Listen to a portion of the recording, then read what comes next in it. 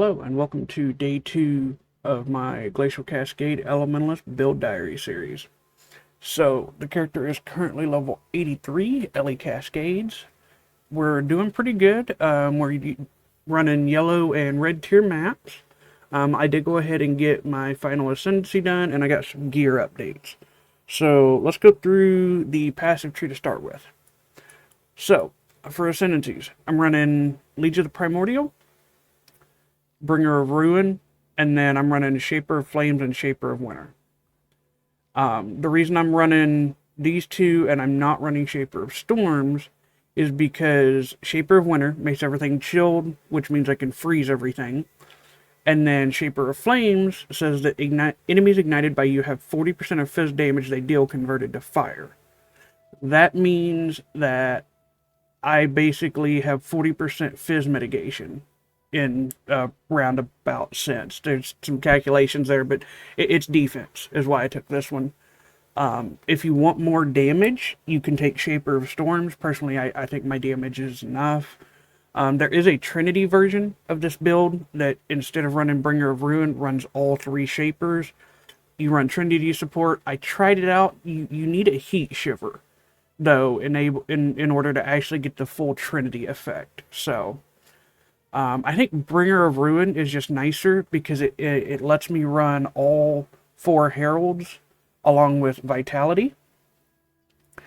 As far as the skill tree goes, not too much has changed. I started taking Shock Effect and Spell Damage nodes just because I do a little bit of lightning damage. So when it does shock, I get, more damage essentially. Other than that, taking mana nodes, reservation nodes, golem nodes, and then you're just taking all of the crit. That's the big thing here is just crit, because the more that I can crit, the more I can freeze, the more I can chill, the more I can ignite. I did go ahead and take the AoE nodes for Arcane Expanse, and then I passed over to Arcane Potency, these life nodes, the reservation nodes, and I'm taking the mana nodes here, just for Arcane Surge, because I am running Arcane Surge as one of my links. So yeah, that's what the skill tree is looking like. I think once I pick up Arcane Capacitor, I am going to go ahead and spec Firewalker again. I took this out because I wanted to try, I took this node out because I was missing 1 point for Arcane Expanse, and I just forgot to put it back in. Just because the AoE feels a little nicer. As far as gear goes, though, so I've got a Profane Wand. I found this on the ground, and is this, I can't remember if this is the one I threw essences on. No, looks like I just chaos spammed this. Okay. What you're looking for is any type of elemental damage, so fire, lightning, cold, and cast speed. The more cash you can have, the better. Helmet is just res. Eventually this, if I can get it to drop, may become a Heat Shiver, and I might try the Trinity version. I'm not sure. Shield is Supreme Spike Shield just for the suppress and evasion. Amulet and rings are just res. I swapped out my minimum frenzy charge ring for just some res. And then I put Clever Thief on my amulet just to give me a little bit more leech. Helps me sustain mana because I am running so many auras. You do have a pretty low mana pool. The body armor is the body armor I took off of my totem build. I just threw some Ichors and, Eldritch Currency on it. I got Anger has aura effect, and damage taken recouped his life. I would love for that to be Hatred aura effect, but you get what you get. Gloves, again, I just threw Eldritch Currency on it. I hit Suppress, and I hit Rage. I'm not actually attacking, so the Rage doesn't do shit, but the Spell Suppress is nice. Belt, again, is Res and Life, and the boots are Res and Move Speed. I actually do have a better pair of boots that I'm currently crafting. So if I go over here to my stash, I'll show you. So eventually, I'm going to be using these boots, which are just pure evasion. I do need a little bit more currency so that I can craft move speed on them. But it's T1 evasion, hybrid, life, T2 flat evasion, T4%, and then T4 cold res, and I'm just going to craft on the movement speed onslaught, I think it is. The movement speed onslaught on kill once I get 4 chaos. Problem is, I've been using my chaos to spam this wand. Just trying to see what I can hit, and yeah. So as far as gem links go here, I got a Stone Golem, Flame Dash, Infernal Legion. I don't remember if I went over this in the first video, but Infernal Legion is nice. Because of our Legion of the Primordial node, it says summon golems are immune to elemental damage, and that does include their own elemental damage. So basically, the supported skills take 40% of their max life as fire damage. It does nothing to them. And all of my golems just deal, 1,700 fire damage per second in a radius around me, because they're always near me. So, just a little extra fire damage, helping with the ignites. I'm running all 4, so this is my heralds. I have Ice, Hatred, Purity, and Ash in my helmet. My shield has my Arcanist brand Frostbite Wave of Conviction. Gloves are Ice Golem, Infernal Legion, Flame Golem, Lightning Golem. And then my boots is a Vitality Aura, Herald of Thunder, and then Wintertide brand and Trinity. I'm just leveling these 2 gems. They don't actually do nothing. They're just being leveled, so. The main 6 link is Glacial Cascade, Spell Echo, Arcane Surge for the reduced mana, Inspiration, again for mana cost, Increased Crit, and Bone Chill. Again, Bone Chill will be swapped out for Trinity, and if you'd rather play the Unleash instead of Spell Echo, go for it. I just prefer Spell Echo. With our cast speed, as long as we can sustain mana, we have quite a bit of AoE, and it feels really nice. You're proccing Arcane Surge pretty often, pretty much as soon as it gets to 2 or 1 seconds, it's back up. So yeah, as far as defenses go, between my Vitality Aura and my Golems, I'm at like 350 life regen, setting on 32% spell suppress, a little bit of armor, capped res, a little bit of block chance, and then we are at 200 and something percent crit multi, and this is about 60% crit chance when we have power charges up. So yeah, it's doing pretty good. I've been running a lot of yellow and red maps. I haven't done any 16s with the character yet. I'm just trying to get levels, so I haven't really pushed the content that it can do. But for the time being, I will show you a map. So a couple things you want to watch out for on your maps is no regen. Because of the mana, we don't really leech enough mana to keep going. We got to have our regen, and Ellie Reflect. Because of everything is converted to elemental. You can run Fizz Reflect because 100% of our Fizz is converted to cold. Pantheons. I'm actually not running Pantheons. I just haven't fucking clicked them. I'm probably going to be running Arcali, and then probably Garokon. Yeah, probably Garokon. That seems nice. Actually, I might run Tukohama because that region seems nice.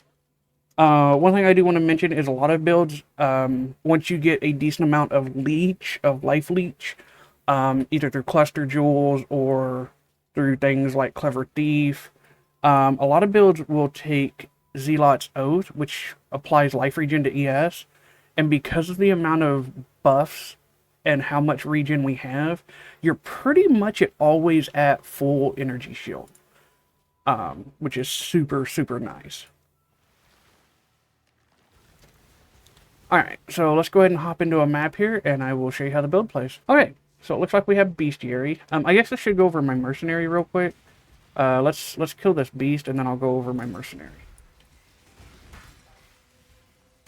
So you can see, I mean, we just, with the amount of cast speed and all of our heralds and auras going off, we blow up the screen, and that's one of the fun things about this build, is just it looks really cool, especially if you have MTXs on for your heralds, it looks so cool.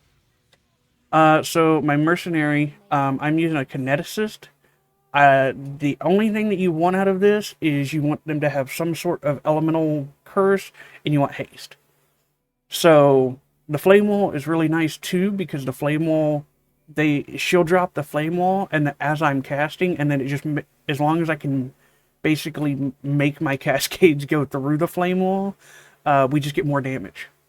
LA weakness, because how I talked about in my other build, it's really annoying when your fucking mercenary overrides your curse. So I found one that played well with me. So it doesn't matter if it's my frostbite or her LA weakness, I'm still getting the benefits.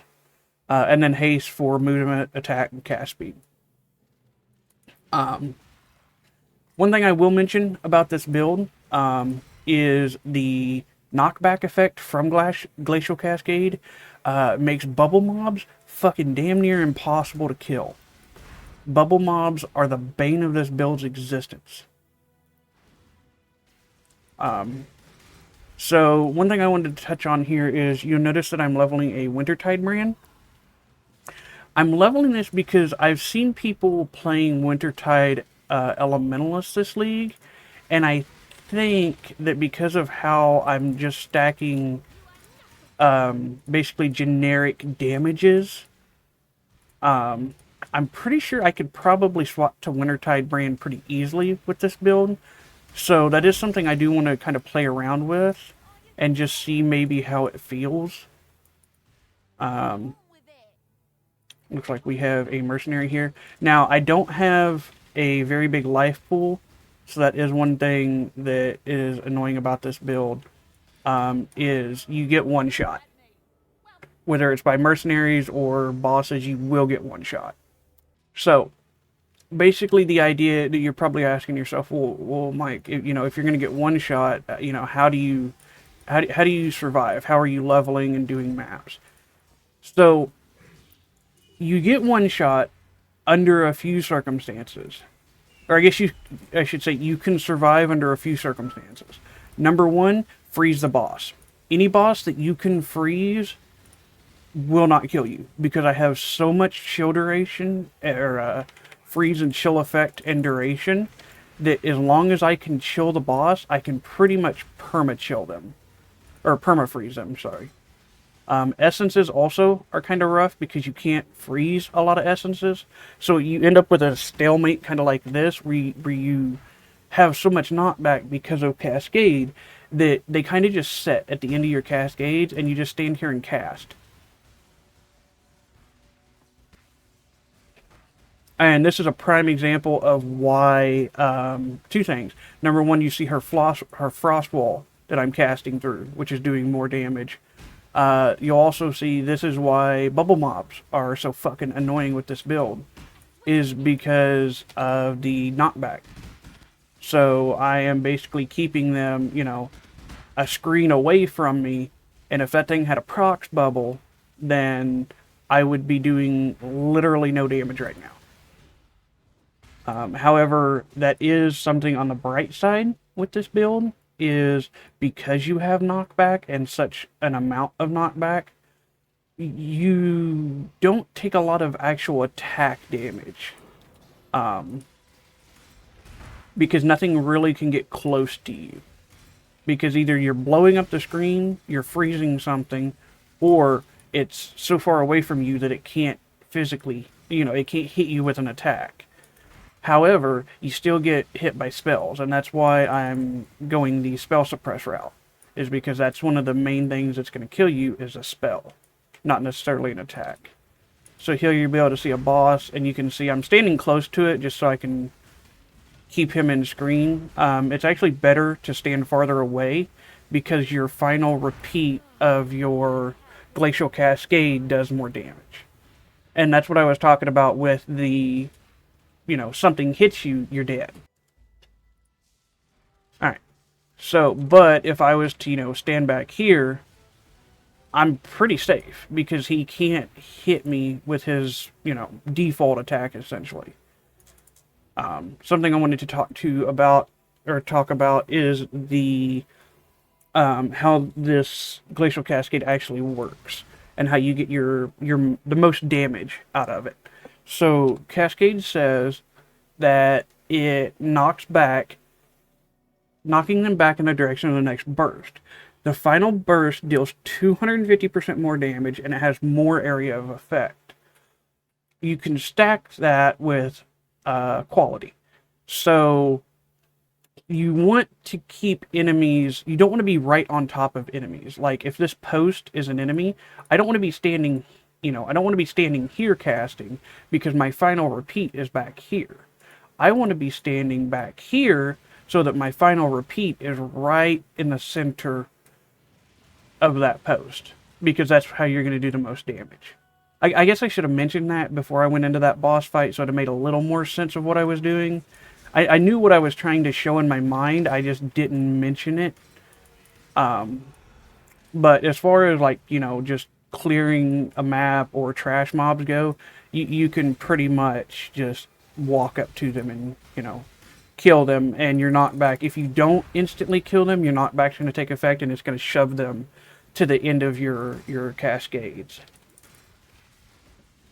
You can also see, this is why I wanted so much cast speed, is because you're basically walking around and then you're casting constantly. But even this beast, I mean, yeah, I'm taking damage, but if I move back, you see how much more damage it's taking because of the final burst.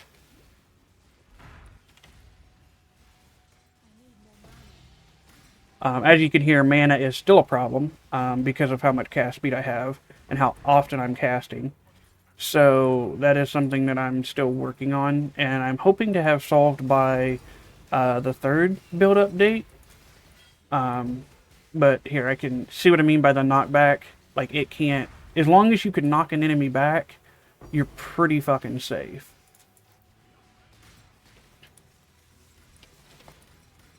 Like, there's a rare getting knocked back. And you can see as soon as it gets pushed back to that final burst, it just gets shredded. Something else you can do with this build is you can play it as a totem build. If you really like the totem playstyle, I've played Glacial Cascade totems before, and they're really fucking fun. Because your totems get the knockback effect as well. So you're dropping 6 totems, nothing touches you. You can just walk around, which is really fun. It used to be a very good boss, or I don't know these days. To put it in perspective, the last time I played Glacial Cascade totems, Shaper was the main boss, kind of final boss. It was before, I think Elder was out, but I know Cirrus wasn't out. It was before Cirrus. But I have done in the past, I have done Shaper on Glacial Cascade totems. And there we go. And this is again a perfect example of the knockback of me just being able to keep it right at the end.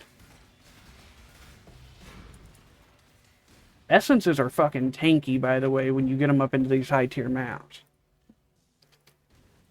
But yeah, that was the map showcase for the build. If you guys have any questions, please comment down below and let me know what you thought. I'd be more than happy to answer it, or give my opinions, because that's what this game is everybody seems to play the same build, but everybody has a different way to play the same build.